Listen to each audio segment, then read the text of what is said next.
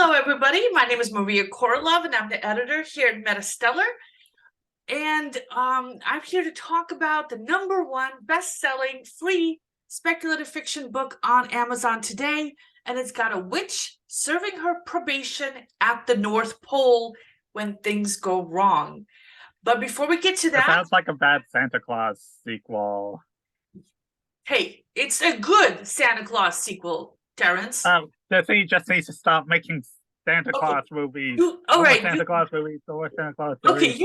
you guys can't see him, so let me pull him in. This is Terrence Smith. He's our assistant fiction editor, and he helped out today with one of the reviews, and he's going to be joining me on the video today. Hi, Terrence. Hello. I see you've got your holiday background and your Christmas-themed red shirt. Actually, it's an Iron Man t-shirt. Close enough. It's red. Yeah. All right. So, every Friday, the team here at MetaStellar reads the first few chapters of every sci-fi and fantasy book on Amazon's top 10 list. And today I was joined by MetaStellar editors Alex Korolov, Amira Lutfi, and Carla Nordlund, and community member Rommel Madre. None of them could make it today, but Terrence is here, so thanks, Terrence, for not letting me sit out here alone all by myself. I appreciate it. No problem. It's good to have some structure in my day. There you go. All right, so today's list has a lot of magical mayhem, which I love, some epic fantasy, and some little sci-fi thriller that Terrence is going to talk to you guys about. And for those who are new, MetaStellar is an online magazine of speculative fiction. All the content is always free for our readers.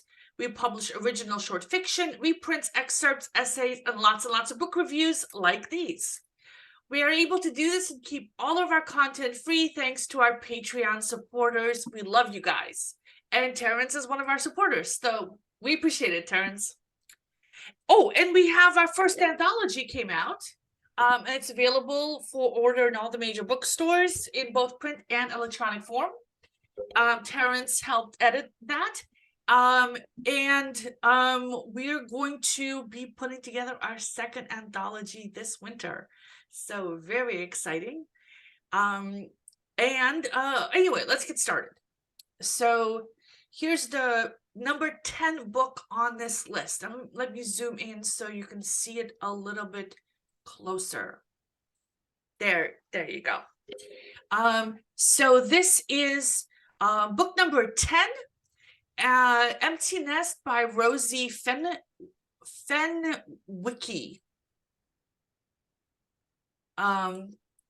It's the third of 4 books in the Euphemia Sage Chronicles, a cozy magical mystery series.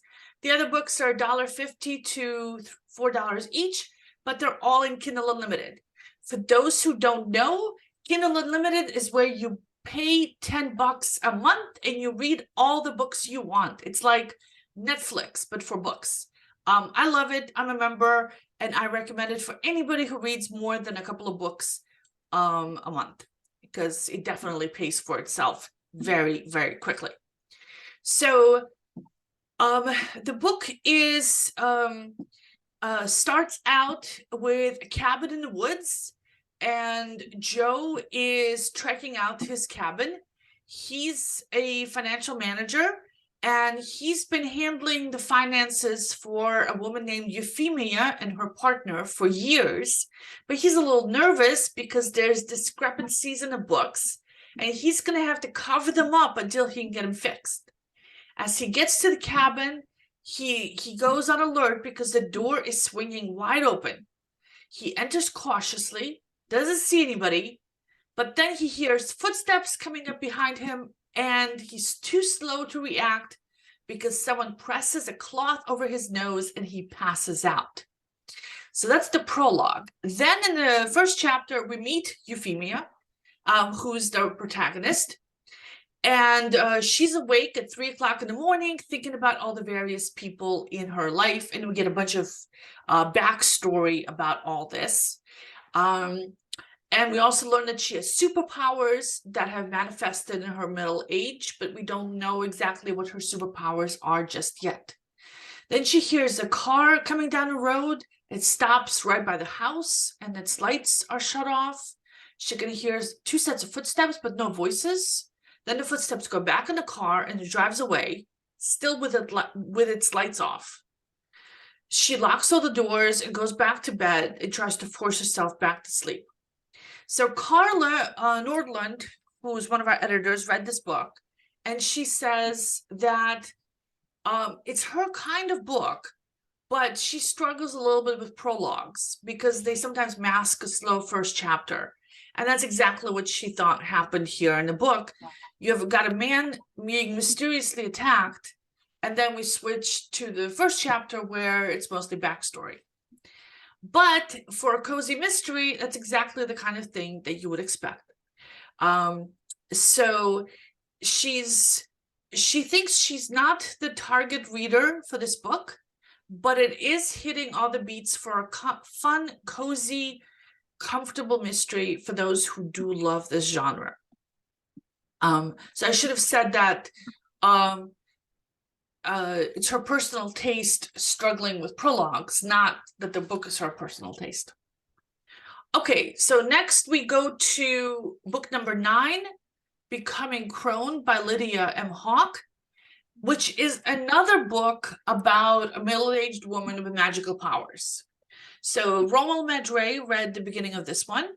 It's the first of 4 books in the Crone Wars, a paranormal romance series. The other books are $5. Crone, C-R-O. Clone Wars, yes. I love Not Star like Wars, the Star Wars one, no.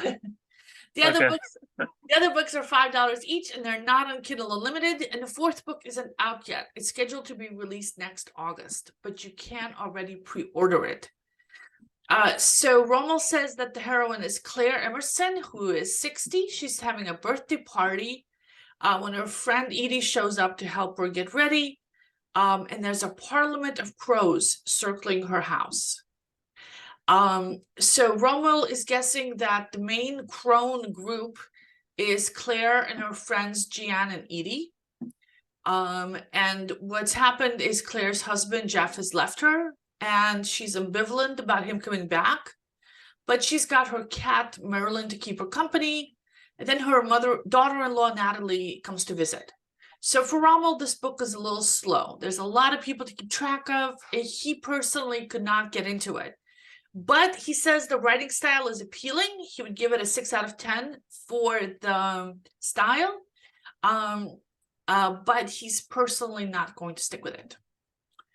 Then we have Beauty's Cursed Sleep by Mary Twomey, the first of 3 books in the Cursed Beauty romantic fairy retelling series. The other books are $5 each, and they're not in Kindle Unlimited. And Twomey is on this list a lot. I mean, I have a long list of other books by her we reviewed for the Free Fridays, and it's all linked in the article, which is linked in the description box below. So Amira Lutfi read the beginning of this book, and the book is about Rory, who's the daughter of a high-ranking official in the magical community, and one day she will take his place. There's a lot of bureaucracy in this world, and Rory works in an office with her uncle, so I guess there's also a lot of nepotism. Anyway, every month she's needled by a jerk about whether or not she's attained any magic, and the answer is always no. The jerk is some other high-ranking magical official, and the jerk's son is in love with Rory. In 4 months, she's turning 25 years old, and then she will be hit by a curse. She will prick her finger and fall into a deep sleep. And before then, she's been working 70-hour weeks trying to do good for others because her time is limited. Everyone knows about the curse and how Rory's life is about to end, even though she's never actually come into her powers. So she decides to go break into her friend's cabin in the woods. Then the alarm goes off, and she calls her friend, who's a prince. He tells her the security code, but it's too late. And then a random guy jumps into the cabin and pins her to the wall, and he's gonna call the police when he realizes who she is. She's royalty. And according to the newspapers, she's the fiancée of the prince. This new random guy turns out to be Sweetie. Then her friend calls her on the phone and tells her that he's lethal, which Amir is guessing is a person with deadly magic. So it seems like this book is set kind of in the present day. So the only way to break this curse is a true love's kiss, but she's never been in love. And she's only got a few months before she pricks her finger, so Amira thinks that she should get busy. Amira says she's not going to come back to this story. It's good, but she wasn't really caught up with the plot, and the motivation behind breaking and entering the house was a little weak, and she wasn't that impressed by the random dangerous guy. But she says she recommends it if you like romantic urban fantasy with a little bit of a somber tone to it. Next, we have The Sacrifice by Kristine Kathryn Rusch, who's one of my favorite authors. And this is the first of 9 books in the Fae epic fantasy series. The other books are $4 to $6 each, but they are not in Kindle Unlimited. And Rusch is a USA Today best-selling author, and she has been on this list before. So I really like her hard sci-fi books. This is the first fantasy that I'm reading from her, and I was kind of looking forward to it. So it's set in a more or less traditional epic fantasy setting. The protagonist is Jewel, who's Fae, and the Fae have the Fae Empire, and they just captured the country of Nye. The Fae now rule the country and are dictating to its citizens how they should live. Jewel's grandfather, the Black King, is the ruler of Nye, and the people aren't particularly happy about it. Jewel also has visions of the future. In these visions, she's wounded, then healed, then she's being held with love by a man who's neither Fae nor Nyan. Meanwhile, her father wants her to go on another campaign to conquer a place called the Blue Isle, and he's going to bring Jewel with him instead of one of her brothers. And this time she's coming as a leader to help plan, not just as a soldier or as a caretaker for the children. So it's a strong beginning. I like Jewel. The setting feels vivid and real. The tone is a little serious, a little too serious for me, because I want something a little bit more lighthearted. And the books are not in Kindle Unlimited, so I'd have to pay for the rest of them, which also is kind of, if I have 2 equally great books to read and one of them is in Kindle Unlimited, I'll read that one first. So will I stick with the book? Maybe, if I'm in a mood for a more somber style epic fantasy. But first, I'm going to read all the cozy magical mysteries that are coming up. All right, and here we go. We're starting in with these cozy magical mysteries. So these are all part of the same set. There's 15 books. It's the Winter Witches of Holiday Haven, and they're all set on the North Pole, but different writers are writing them, and they all have different characters, and you can read them out of order. They refer to the other books in the series, but all the events seem to be happening at the same time, so you can read them. It looks like you can read them in any order. So in this one, Winter Wishes, this is book number 4. Carolyn Highcrest runs the Holiday Haven Inn in the small town of Holiday Haven near the North Pole. Like I said, same setting as all the other books. And the inn is celebrating its 5-year anniversary. Carolyn and her best friend Mercy moved from England to Holiday Haven 5 years ago, and they both have magical abilities. They've got a lot of events scheduled for their celebration, including a big performance by a local theater troupe. And they found a magical wishing box for attendees to use. That's going to be like the highlight of the celebration. Then Carolyn's parents show up with no notice with their daughter, who's Carolyn's sister. And they take the last free room at the inn. They've never visited before. They didn't call. Usually Carolyn's the one who goes and visits them. And these people have no common sense and are always in trouble, and they cause havoc wherever they go. So she's really, really concerned about this. And she decides to take them on a tour of the town, hoping to tire them out before they can do anything to mess up the anniversary celebration. And on the way back to the inn, after showing them the town, she has a brilliant idea. She's going to use the wishing box, and she's going to wish for the event to go smoothly. So it's a way of testing out the wishing box as well. But when she gets back to the inn, the wishing box is missing. Someone has stolen it while she was out with the parents. Maybe it was Bella, her little sister, or maybe it was Janice, a rival innkeeper. So this is a really cute and cozy beginning, and it promises to be a really cute and cozy mystery, and I'm looking forward to finishing it this weekend, as well as the other books in the series. Speaking of the other books in the series, let's go on to number 5 on today's list, Holiday Hexes by J.L. Collins. This is the third of the 15 books in that same series. And it's about Star Clearwater, who's a toy designer who lives in Austin, and she thinks Christmas is cursed. She's the founder of her own toy company, and she has magical powers, but she hasn't used any of them for her company. So she made the company as a success without any kind of magical cheating. But her mother is a high muckety-muck up on the North Pole, and she has kind of a grudge about the North Pole and hasn't been there in years.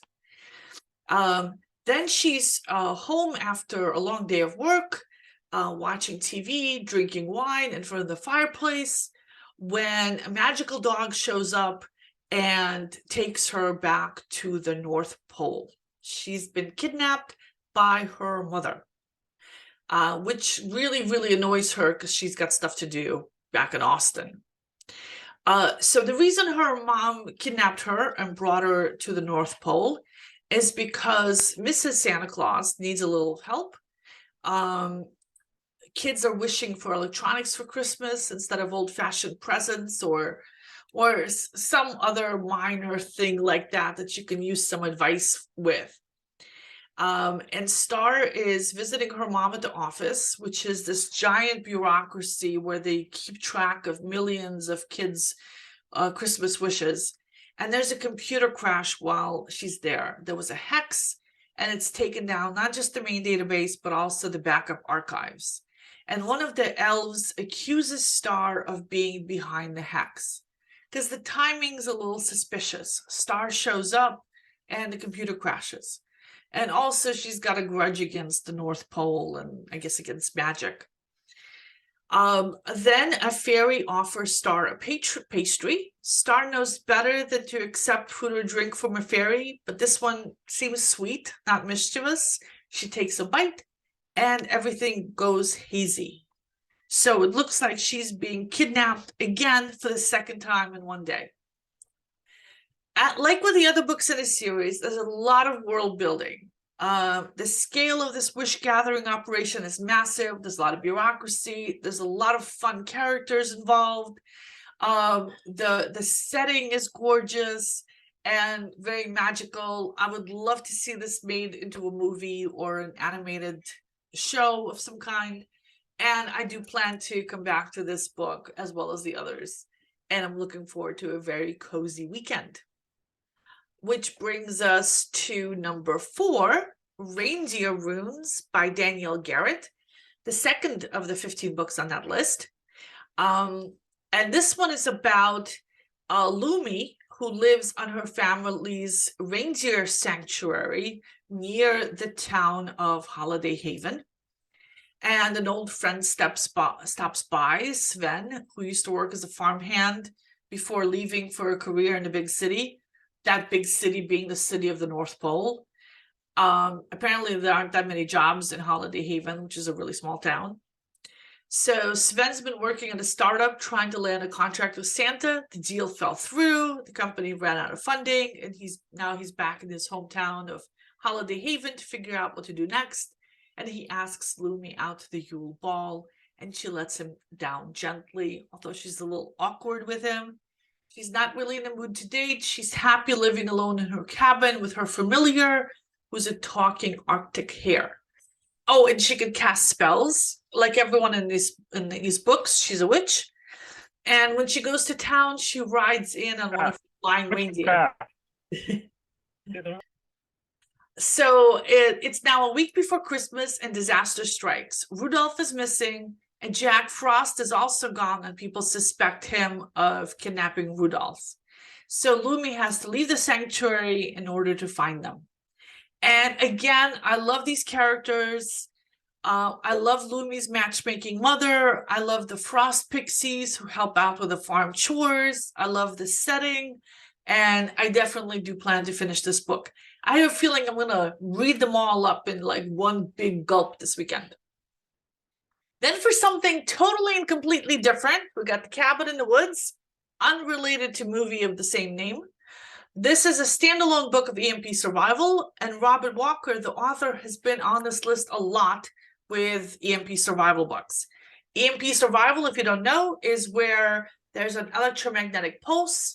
It could be caused by nuclear blast or a solar flare, and it takes out all the electronics, but doesn't harm anything living. So it's a very convenient plot device, and a very popular one on this list. So in this particular version of it, George Cannon is a former Marine who's working as a correctional officer. He's in prison, breaking up a fight between some prisoners.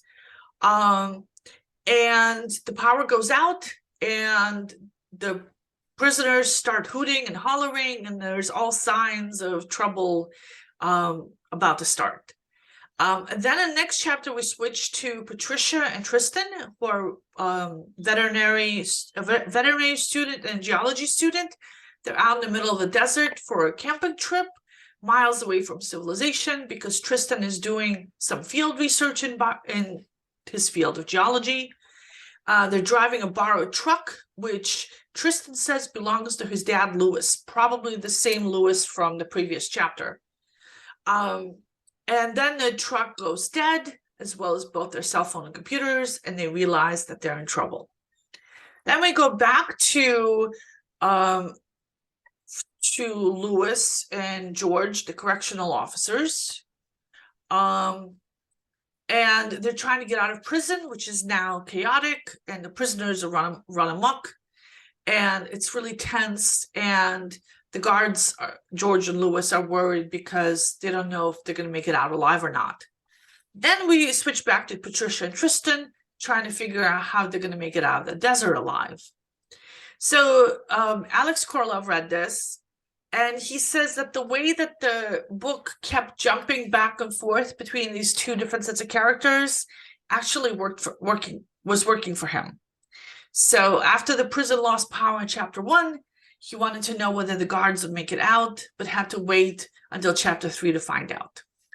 He says it's a fun read, and he recommends it to anyone who enjoys this kind of survival story. And it looks like he's going to be sticking with it. And he likes these kinds of books. He says the characters seem like real and relatable people. The story is pretty action-packed from the start, and that's something he enjoys in a post-apocalyptic survival story. Then we have a book that Terrence read, The Upgrade by Wesley Cross, a box set of the first Shut up, Wesley. A box set of the first 3 books of the 6-book The Upgrade Sci-Fi Thriller series. The other 3 books are $6 each, but they're all in Kindle Unlimited. Terrence, what did you think of this book? I think it was an okay-ish read. I mean, part of it, I think it's because could have been either because I was reading off the screen or because I have a very short attention span. I found that I had to read some sentences because I thought the writing style was a little on the average side. Anyways, basic story is that that the guy named Jason Hunt and his wife Rachel end up moving back to their apartment in New York City after living in Florida about a decade, because Rachel is a scientist who works in the field of high-tech prosthetics and basically human augmentation. And the job that she receives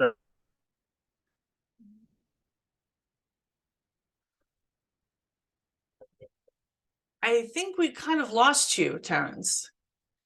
So yeah, just a sec. The Zoom was crashing. yeah, I think we're losing Terrence. So anyway, so I'm gonna read his review for you guys. So Rachel and her husband Jason are moving to New York City, and they drive to the airport, they eat at a restaurant, they take a flight to New York, and there's these men in suits who follow them on the whole trip, for the flight, at the restaurant, at the airport when they land, and then in the cab ride home from the airport, they get shot at. It's an attempted hit job orchestrated by a mega corporation, and the police don't interfere. They've pretty much yielded to corporate power. And Terrence said that the action moves quickly. So Terrence, are you back? Yeah, I had some technical difficulties on this end. Yeah. So I just summarized the story for people, and I said that you said the action moves quickly, and you said it reminded you of the Deus Ex video games. Yeah, it's a series of video games that deal with the subject of human augmentation and that take place in the future. And so that was a welcome thing for me, because I read that she's doing high-tech prosthetics and augmentation. I was like, oh, this is just like those video games. So I think that would be familiar territory for anyone who plays that game series. All right. For those who don't know, Terrence himself has written a book that's a sci-fi thriller set in the near future. And But you absolutely should not read. Okay, Terrence, we talked about this. Eyes. Terrence, we talked about this. Okay. I liked it. We're going to be publishing it at MetaStellar. So we're going to be, in fact, doing the planning for it this month. So that's pretty exciting. Stay tuned. Yes. So Terrence, are you going to be? To be continued. Do you like the book? Are you going to be sticking with it? For me personally, I would say yes. I mean, I am curious enough about the story now that I kind of want to see where things go. It built itself as like a pre-cyberpunk future type of narrative. So basically, these books are supposed to be about how we end up in a cyberpunk Blade Runner type dystopia. All right. So if you're looking for a prequel to Blade Runner, Yes, something like that. All right, now back to something totally, completely different. And now something completely different. The number one book on today's list is Sleigh Bells by Bella Falls, the first of the 15 books in the Winter Witches of Holiday Haven cozy magical mystery series. And I had a really hard time putting this book down because I had a bunch of others to get to. This one's about Aurora Hart, and she's a witch who got caught stealing, and she got sentenced to serve her probation at the North Pole in the town of Holiday Haven. So this is that same town as all the other books in the series are set. And I mean, the more time I'm spending in this town, the more I love it. I love all the magical creatures that pop up in every book. In this particular book, for example, her housemate is a talking squirrel who's also in trouble for stealing things. So all Aurora wants to do is keep her head down, serve out her time, and get out of Holiday Haven as fast as she can. The whole town is crazy with Christmas, and Aurora had a troubled childhood, and she isn't really a big fan of the holiday. Unfortunately, she doesn't have good control of her magic, and it keeps going off at the wrong times. And she's already been fired from 3 jobs, and her probation officer is running out of places to put her. Now she's got a new job at a bakery, and she's made a friend, one of the other people who works there, and she's found a secret bar in town that's completely devoid of holiday cheer. So she loves it. So everything looks like it's going well, but then Santa's sleigh is stolen, and Aurora is the obvious suspect because she hates Christmas. She was in the neighborhood. In fact, she was taking selfies with her friends in front of the sleigh the night it was stolen. And she's a known thief, and a suspicion falls on her. I love the cozy feel of the story. The Christmas theme is perfectly timed because it's December. I'm enjoying this book very much.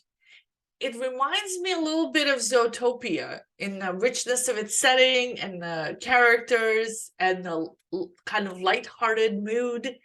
And I mean, everybody's trying to save Christmas, of course, and find the spirit of Christmas, which, you know, you kind of have to, you know, in these kind of Christmas books. But it's done really, really well. I really enjoyed all the books in this series, so I really recommend them. I can see why this is the top book on today's sci-fi and fantasy bestseller list on Amazon. So all the links to all the books are going to be in the description box below, as well as the links to where you can buy our anthology. I also want to thank our Patreon supporters. We love you guys. Mary Stoll, Alex KOROLOV, Avery Parks, James Cato, Terrence Smith is on there. Everybody, we love you. We wouldn't be here without you. So thank you so much.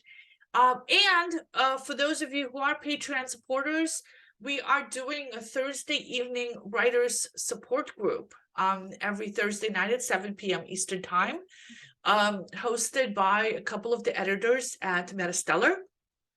Yesterday, it was me, Alex, and Terrence, and we were joined by Rommel. We talked about marketing and career development as an author, and you know what we were working on and all that stuff. So join us, support us on Patreon.